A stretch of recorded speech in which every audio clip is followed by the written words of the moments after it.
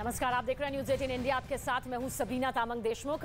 रूस और यूक्रेन के बीच जंग के 32 दिन पूरे हो चुके हैं, लेकिन यूक्रेन के राष्ट्रपति जेलेंस्की के लड़ाकों को रूसी सेना ना तो झुका पाई और ना ही उन्हें हरा पाई। और इस बीच रूस के राष्ट्रपति व्लादिमीर पुतिन ने अपनी सेना को आखिरी अल्टीमेटम दिया है। पुतिन ने विक्ट्री डे भी फिक्स कर दी है, लेकिन सवाल यह है कि पुतिन की इस विक्ट्री डे को यूक्रेन की पूरा करने आखिर देगी सेना या फिर नहीं। पुतिन की हर चाल का जेलेंस्की की सेना आखिर किस तरह से जवाब दे रही है, इस रिपोर्ट के जरिए आप जरूर देखें।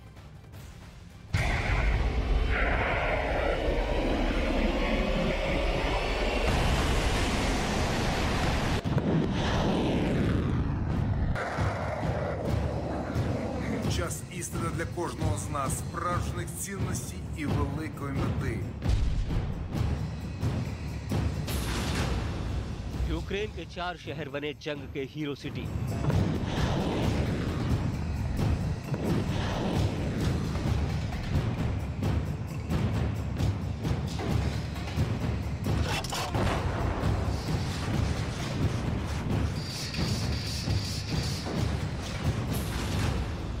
राष्ट्रपति जेलेंस्की ने किया 4 शहरों का सम्मान।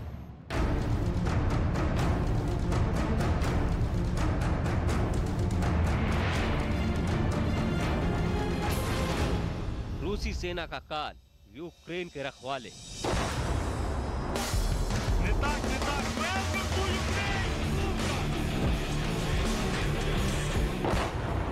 जेलेंस्की के लड़ैया।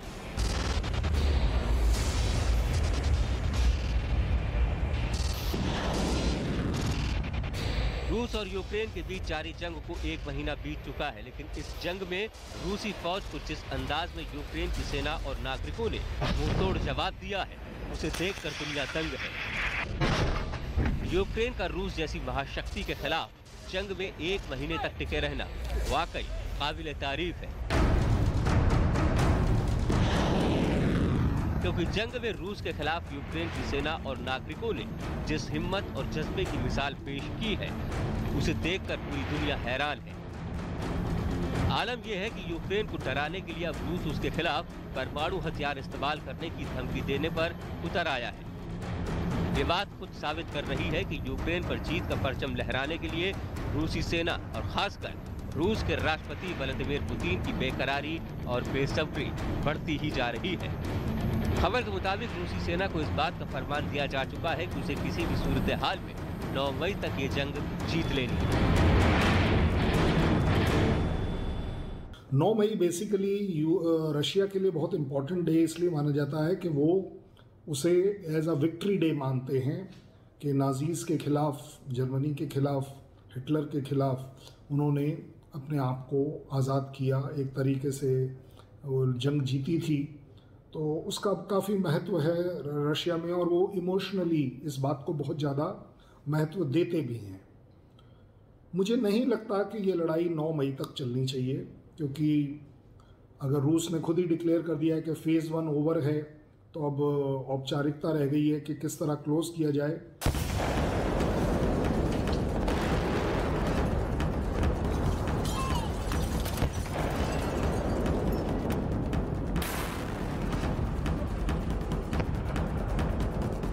आइए अब आपको एक और तस्वीर दिखाते हैं। इसे देखकर आपको अंदाजा हो जाएगा कि यूक्रेन के शहरों पर किस तरह रूसी सेना कहर बरसा रही है। इस वीडियो को रूसी रक्षा मंत्रालय ने रिलीज किया है। इस तस्वीर में आप साफ देख सकते हैं कि कैसे रूसी सेना के एक हमले के दौरान यूक्रेन की राजधानी कीव के पास उसका सबसे बड़ा तेल का डिपो तबाह हो गया। रूसी रक्षा मंत्रालय का दावा है कि उसने 24 मार्च को कीव के बाहर कालिनोवाक इलाके में मौजूद इस तेल डिपो को तबाह कर दिया। रूसी सेना ने अपनी कलिब्र मिसाइल से इस तेल डिपो को निशाना बनाया। Вечером 24 марта высокоточными крылатыми ракетами морского базирования «Калибр» нанесен удар по базе горючего в населенном пункте Калиновка под Киевом. Уничтожена крупнейшая из оставшихся у вооруженных сил Украины топливных баз, с которой осуществлялось снабжение горючим воинских частей.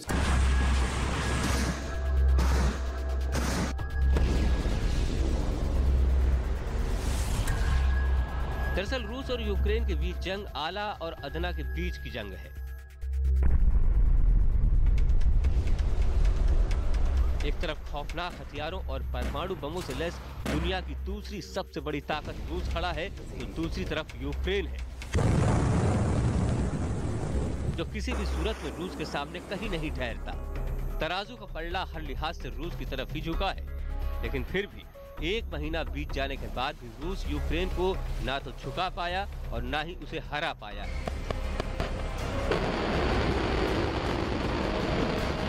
इसमें कोई शक नहीं कि रूस के खिलाफ यूक्रेन जिस तरह से जंग लड़ रहा है, उसके पीछे यूक्रेनी सेना और उसके नागरिकों की हिम्मत और हौसला ही है। इस हकीकत का सबसे बड़ा सबूत बना है यूक्रेन के राष्ट्रपति वोलोदिमीर ज़ेलेंस्की का एक ऐलान।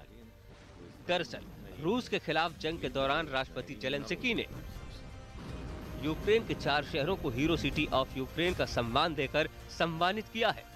ये 4 शहर हैं बुचा, इरपिन, निकोलाइव और अख्तरिया। इसके अलावा राष्ट्रपति ज़ेलेंस्की ने यूक्रेन के नेशनल गार्ड के 7 जाबाजों को भी हीरो ऑफ यूक्रेन अवार्ड से सम्मानित किया। इनमें से 5 लोगों को मरणोपरांत ये अवार्ड दिया गया। Російські танки стріляли по Запорізькій атомній станції. Росія ударила ракетами по Бабиному Яру. Зруйнувала вже більше 230 шкіл і 155 дитячих садочків. Вбила 128 дітей. Била ракетами по університетах. Спалює з реактивної артилерії житлові квартали, цілі міста, села. Просто в попіл.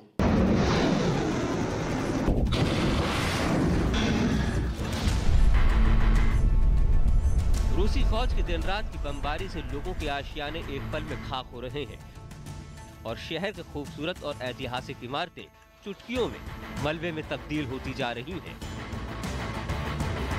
लेकिन आसमान से बरसता रूसी फौज का बारूद रुकने का नाम नहीं ले रहा है। अगर नहीं तो यूक्रेन से आई इन तस्वीरों पर जरा एक नजर डाल लीजिए।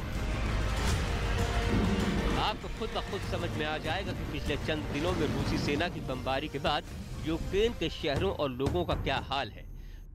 लोगों की चहल पहल से गुलजार रहने वाली कीव की सड़कों पर शहर की ही टूटी इमारतों का बिखरा मलबा, शहर छोड़कर अपनी जान बचाने के लिए भागते लोग और दहशत के सन्नाटे को तोड़ती मातम बनाते लोगों की सिसकियां ही सुनाई दे रही हैं।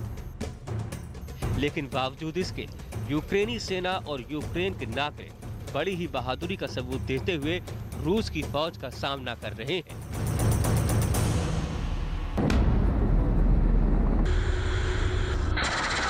आलम यह है कि जंग शुरू हुए 1 महीना बीत चुका है, लेकिन अभी तक रूसी सेना यूक्रेन की राजधानी कीव पर कब्जा नहीं कर पाई है।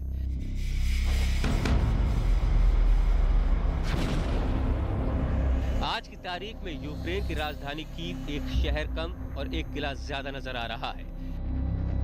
एक ऐसा किला जिसे ढहाने में अभी तक रूसी फौज नाकाम रही है।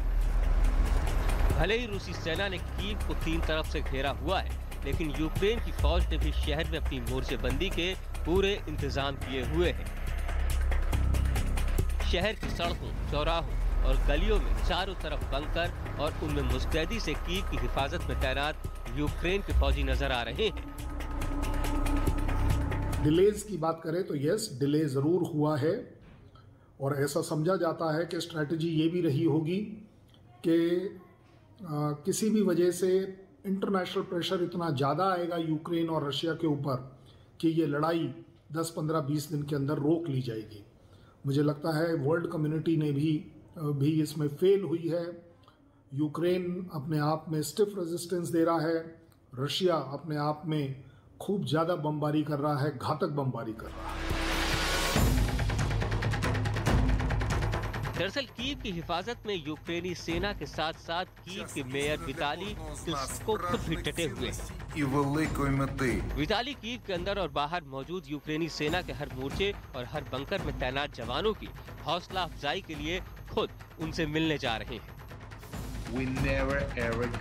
इतना ही नहीं, विताली कीव शहर में मौजूद यूक्रेनी नागरिकों से भी मिल रहे हैं और उन्हें यह भरोसा दिला रहे हैं कि रूस के खिलाफ जंग में जीत यूक्रेन के हौसले और हिम्मत की ही होगी।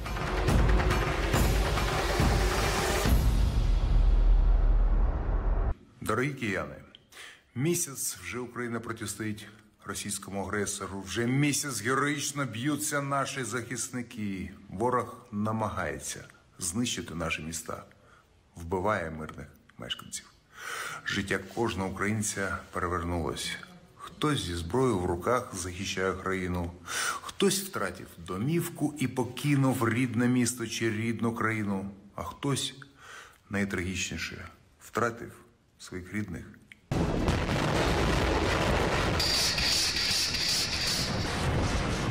कीव के मेयर विताली क्लिचको के मुताबिक रूस को कीव पर कब्जा करने से रोकने के लिए आम शहरी भी हथियार उठा चुके हैं, लेकिन इसके लिए कीव को बहुत बड़ी कीमत भी चुकानी पड़ रही है। दरअसल रूसी सेना लगातार कीव पर बमबारी कर रही है, जिसकी वजह से पूरे शहर में तबाही और बर्बादी का ही मंजर नजर आ रहा है। У столиці загинули 75 мирних мешканців, з них 4 дитини. Поранено 307 цивільних і 16 дітей.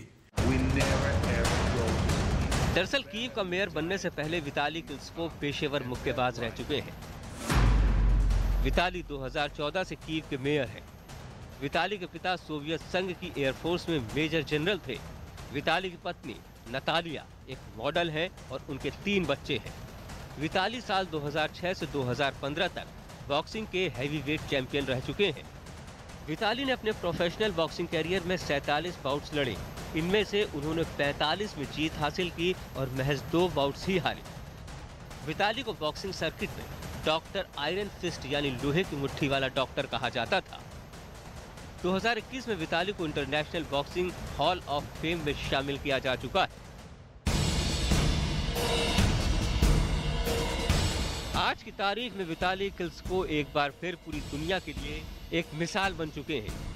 एक ऐसी मिसाल जो कीव के बाशिंदों के अलावा पूरे यूक्रेन के नागरिकों को रूसी सेना के खिलाफ जंग लड़ने के लिए प्रेरित कर रहे हैं। Цінності і великої мети. यूक्रेन के रक्षा मंत्रालय ने यूक्रेन की उन महिला लड़ाकों की तस्वीर शेयर की है जो रूसी सेना के खिलाफ इस जंग में शामिल है।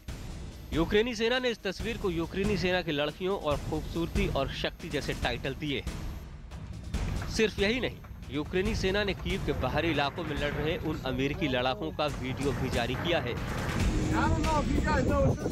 यूक्रेन के रक्षा मंत्रालय के मुताबिक ये कीव क्षेत्र में युद्ध के मैदान में वो अमेरिकी स्वयंसेवक हैं जिन्होंने 1 महीने से रूस के कब्जे में रहे एक गांव को आजाद कराया है। यूक्रेन की सेना ने कुछ वीडियोस के द्वारा दिखाया है कि अमेरिकन वॉलंटियर्स लड़ाई को ज्वाइन कर चुके हैं। मैं वैसे बता दूं, काफ़ी और वॉलंटियर्स भी आए हैं। इवन इंडिया से भी कुछ लोगों ने वॉलंटियर करने की बात करी है, लेकिन अभी तक शायद वो जा नहीं पाए हैं। इस तरह के की इंफॉर्मेशन और प्रोपोगंडा वॉरफेयर लड़ाई में होना बड़ी जायज़ बात है और मुझे लगता है कि यूक्रेन वही कर रहा है। ये रूसी सेना पर ताबड़तोड़ गोलियां बरसाता यूक्रेन की सेना का एक टैंक है। यूक्रेन का दावा है कि इस टैंक को उसने रूसी सेना की एक टुकड़ी से छीना है। उसके अलावा यूक्रेन के रक्षा मंत्रालय ने एक और वीडियो भी जारी किया है। इस वीडियो में कीव से कुछ दूरी पर रूसी सेना के चलते हुए टैंक्स और वाहन देखे जा सकते हैं। अमेरिकी मैगजीन फोर्ब्स के मुताबिक इस जंग में रूस की तुलना में यूक्रेन के पास कम टैंक थे, लेकिन जंग के दौरान यूक्रेनी सेना ने रूस के कई टैंक पर कब्जा कर लिया, जिसकी वजह से उसके पास अब पहले के मुकाबले ज्यादा टैंक हो गए हैं। फोर्ब्स मैगजीन के मुताबिक यूक्रेन अब तक रूस के 117 टैंक पर कब्जा कर चुका है। इनमें से कई टैंकों का तेल खत्म हो चुका था या फिर रूसी सेना उन्हें छोड़कर भाग गई थी। यूक्रेन इनमें से कई टैंकों का इस्तेमाल रूसी सेना के खिलाफ कर रहा है। इस जंग में अब तक यूक्रेनी सेना अपने 74 टैंक गंवा चुकी है। इनमें से 37 टैंक पर रूसी सेना ने कब्जा किया है। रक्षा विशेषज्ञों का भी मानना है कि यूक्रेन के खिलाफ जंग में रूस को भारी नुकसान उठाना पड़ रहा है।